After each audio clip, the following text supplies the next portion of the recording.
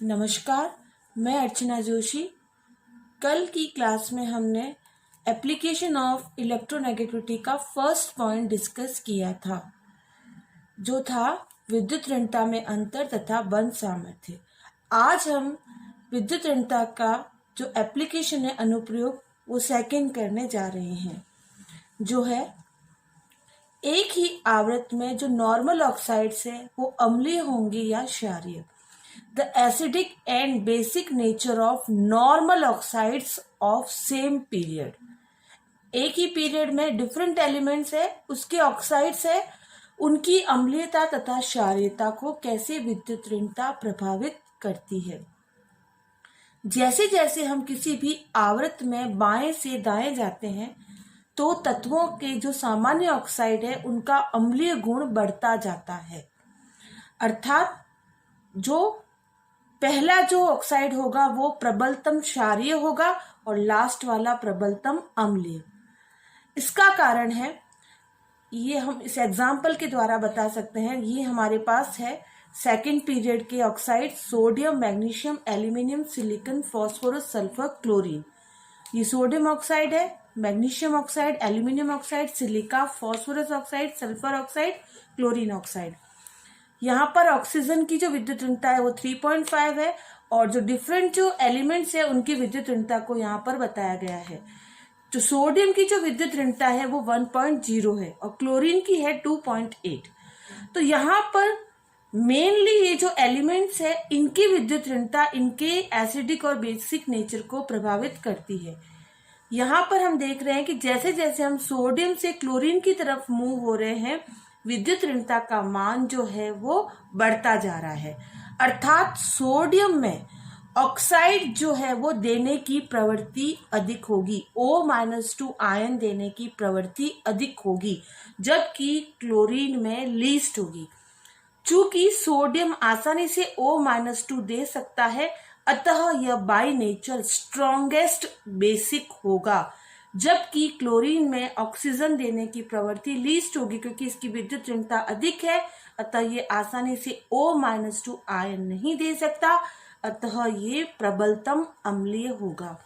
तो इस प्रकार as we move from left to right, the electronegativity of element increases, so the tendency of sodium to release O-2 increases, which increases its basic character, while the electronegativity of chlorine is maximum, that is 2.8, so it has a least tendency to release O-2, that is oxide ion, so it will be strongest acidic। इस प्रकार sodium oxide से chlorine oxide की तरफ जाने पर जो गुण हैं वो प्रबलतम क्षारीय से प्रबलतम अम्लीय हो जाते हैं। सोडियम ऑक्साइड प्रबल क्षारीय, मैग्नीशियम उससे कम क्षारीय, एल्यूमिना जो होगा वो एम्फोटेरिक होगा, उभयधर्मी, सिलिका जो है वो वीकली एसिडिक होगा, दुर्बल अम्लीय, फास्फोरस का अम्लीय, सल्फर ऑक्साइड स्ट्रॉन्ग एसिडिक और क्लोरीन ऑक्साइड जो है वो स्ट्रॉन्गेस्ट एसिडिक, सबसे प्रबलतम अम्लीय होगा। अब हम इलेक्ट्रोनेगेटिविटी का जो थर्ड एप्लीकेशन है वो करने जा रहे हैं। विद्युत ऋणता का जो थर्ड अनुप्रयोग है, तीसरा अनुप्रयोग वो है विद्युत ऋणता में अंतर से हम किसी भी बंध में पार्शियल आयनिक कैरेक्टर कैसे डिटरमाइन कर सकते हैं। How we can determine the partial ionic character in a AB covalent bond due to difference in electronegativity, की विद्युत ऋणता में अंतर से AB बंध में आंशिक आयनिक गुण ज्ञात करना। हमारे पास एक AB नॉर्मल मॉलिक्यूल है। यदि इस अणु में A और B की विद्युत ऋणता का मान समान होगा, X जो है वो विद्युत ऋणता को व्यक्त करता है, A और B की विद्युत ऋणता का मान यदि समान होगा तो AB बंध जो है वो प्योर कोवेलेंट होगा।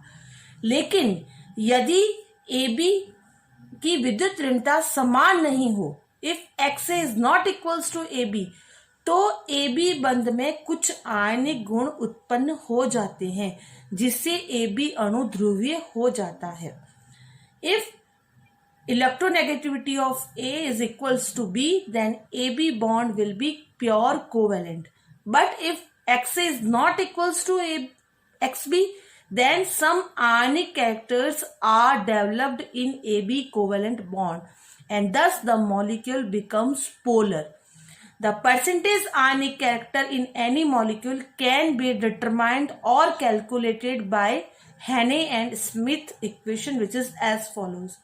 किसी भी अणु में प्रतिशत आयनिक गुणों को हम इस हैने और स्मिथ की इक्वेशन के द्वारा ज्ञात कर सकते हैं, जिसके अनुसार प्रतिशत आयनिक कैरेक्टर प्रतिशत आयनिक गुण equals to 16 into XA minus XB, दोनों की विद्युत ऋणता का अंतर, plus 3.5 into XA minus XB का होल स्क्वायर। इस इक्वेशन से जब प्रतिशत आयनिक गुण ज्ञात किए गए तो उससे यह प्रूव हुआ कि यदि किसी अणु में दोनों परमाणुओं की विद्युत ऋणता का अंतर 2.1 होगा तो बंध में 50% आयनिक कैरेक्टर तथा 50% सहसंयोजक गुण होंगे। परंतु यदि ये अंतर 2.1 से अधिक होगा तो बंध में आयनिक गुण अधिक होंगे। If the difference between the electronegativity of both atoms is equals to 2.1, then AB bond will have 50% ionic character and 50% covalent character. But if the difference is more than 2.1, then bond will have more than 50% ionic character. ये जो factor है ये इस equation को ज्ञात करने के बाद प्रूव हुआ। जो नेक्स्ट हमारी एप्लीकेशन है वो है किसी भी XOH, कोई भी हाइड्रोक्साइड है किसी एलिमेंट का, वह हाइड्रोक्साइड अम्लीय होगा या क्षारीय, उसे भी हम विद्युत ऋणता के अंतर के आधार पर बता सकते हैं। जैसे हमारे पास कोई XOH मॉलिक्यूल है, उसे हमने जब वाटर में डाला तो उसका जो आयनाइजेशन है वो दो प्रकार से होता है। The ionization of XOH molecule in aqueous solution occurs in following two ways. पहला, जैसे हमने बताया, हमारे पास है मॉलिक्यूल XOH, तो पहला पॉइंट कहता है कि यदि X और O की विद्युत ऋणता का अंतर, ये माइनस है, X की विद्युत ऋणता माइनस O की विद्युत ऋणता, अगर इनका अंतर O और H की विद्युत ऋणता के अंतर से अधिक हो, ये निशान अधिक का है, विद्युत ऋणता में अंतर X और O का O और H से अधिक हो तो इस XOH मॉलिक्यूल में जो XO बंध है वो OH बंध की तुलना में अधिक ध्रुवीय होता है, जिससे बंध का जो वियोजन है इस स्थान से होता है। तो यदि हमने XOH को वाटर में डाला तो XO बंध के अधिक ध्रुवीय होने से ये बंध यहां से टूटेगा and we get OH minus, that is hydroxide ion. So the XOH molecule will be basic, क्योंकि हम जानते हैं कि जो यौगिक पानी में OH माइनस रिलीज करते हैं वे क्षारीय व्यवहार दर्शाते हैं। If in the XOH molecule the difference of electronegativity of X and O is greater than O and H, then XO bond will be more polar as compared to OH bond. So the cleavage of bond in water occurs from the X and O, and thus we get hydroxide ion in aqueous solution. So the molecule will behave as basic as any basic compound releases OH minus ion in water. इसे हम इस example के द्वारा बता सकते हैं। यदि आपके पास सोडियम हाइड्रोक्साइड है और आपको बताना है कि ये अम्लीय होगा या क्षारीय, तो हम इसकी इलेक्ट्रोनेगेटिविटी के डिफरेंस के आधार पर बता सकते हैं। सोडियम की इलेक्ट्रोनेगेटिविटी 1.0, ऑक्सीजन की 3.5, हाइड्रोजन की 2.1।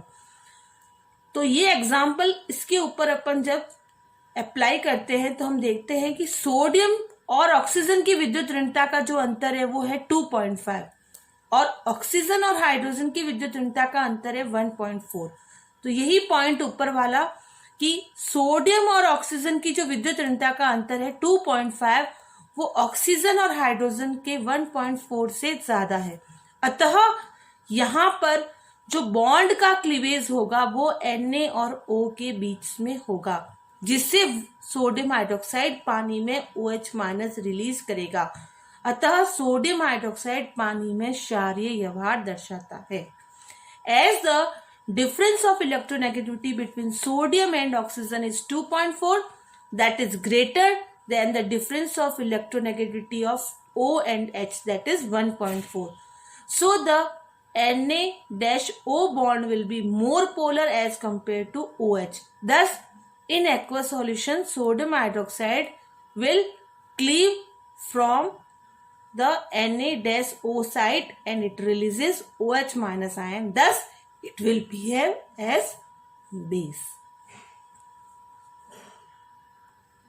सेकेंड, यदि यहाँ पर इस मॉलिक्यूल में O और H की विद्युत ऋणता का अंतर X और O की विद्युत ऋणता के अंतर से अधिक हो, XOH मॉलिक्यूल में O और H की विद्युत ऋणता का अंतर X और O से अधिक हो, तो बंध OH जो है वो XO से अधिक पोलर होगा। OH बंध अधिक ध्रुवीय होने से इसका जो आयनन या क्लीवेज है वो यहां से होता है, जिससे हम यहां पर H+ आयन हाइड्रोनियम आयन के रूप में प्राप्त करते हैं। अर्थात इस स्थिति में XOH मॉलिक्यूल पानी में H+ आयन रिलीज करता है और जो यौगिक H+ आयन पानी में रिलीज करता है वह अम्लीय व्यवहार दर्शाता है। अतः XOH जो है वो अम्लीय होगा। एग्जाम्पल जो है वो अपन क्लोरीन हाइड्रोक्साइड के द्वारा भी, या इसको अपन हाइपोक्लोरस अम्ल भी कहते हैं, इसके द्वारा हम बता सकते हैं। हमारे पास क्लोरीन है जिसकी विद्युत ऋणता 3.0, ऑक्सीजन की 3.5, हाइड्रोजन की 2.1। क्लोरीन और ऑक्सीजन की विद्युत ऋणता का जो अंतर है वो है 0.5 और ऑक्सीजन और हाइड्रोजन की विद्युत ऋणता का अंतर 1.4। तो ये वाला जो पॉइंट है वो यहाँ पर एप्लीकेबल करने पर कि विद्युत ऋणता का जो अंतर OH है वो 1.4 है, जो Cl और O के 0.5 से अधिक होने के कारण ClOH में OH बंध अधिक ध्रुवीय होने से बंध का वियोजन यहाँ से होता है, जिससे पानी में H+ आयन आसानी से निकलने के कारण ये हाइपोक्लोरस एसिड अम्लीय व्यवहार दर्शाता है। इन हाइपोक्लोरस एसिड ClOH और HOCl भी अपन इसको कह सकते हैं। The difference of electronegativity between O and H, that is 1.4, is greater than the difference of electronegativity of chlorine and oxygen, that is 0.5. So the bond OH will be more polar as compared to ClO. Thus, the ionization occurs at this side. Due to ionization, hypochlorous ClOH releases H+ ion in the form of hydronium ion in the water.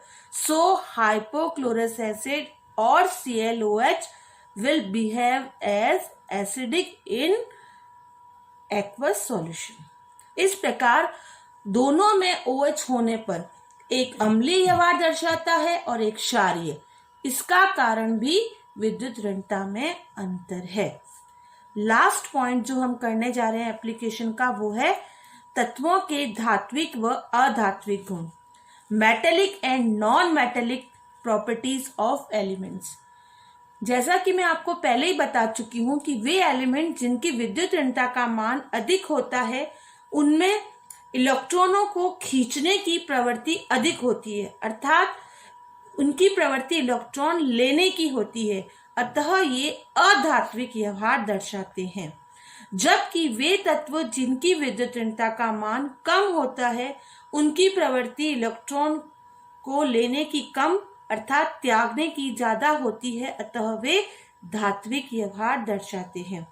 जैसे जैसे हम किसी वर्ग में ऊपर से नीचे जाते हैं तो आकार में वृद्धि होने से विद्युत ऋणता का मान कम होता जाता है। विद्युत ऋणता का मान कम होने से वर्ग के सापेक्ष धात्विक गुण बढ़ेगा, जबकि किसी आवर्त में बाएं से दाएं जाने पर परमाणविक आकार में कमी होने से इलेक्ट्रॉन को खींचने की प्रवृत्ति बढ़ती है, जिससे विद्युत ऋणता का मान बढ़ने से अधात्विक गुण बढ़ता जाता है. Those elements which have high electronegativity, that is great tendency to attract electron, are mainly non-metallic. As we move from top to bottom along a group, the atomic size increases, which decreases the electronegativity. So, metallic character always increases along the group.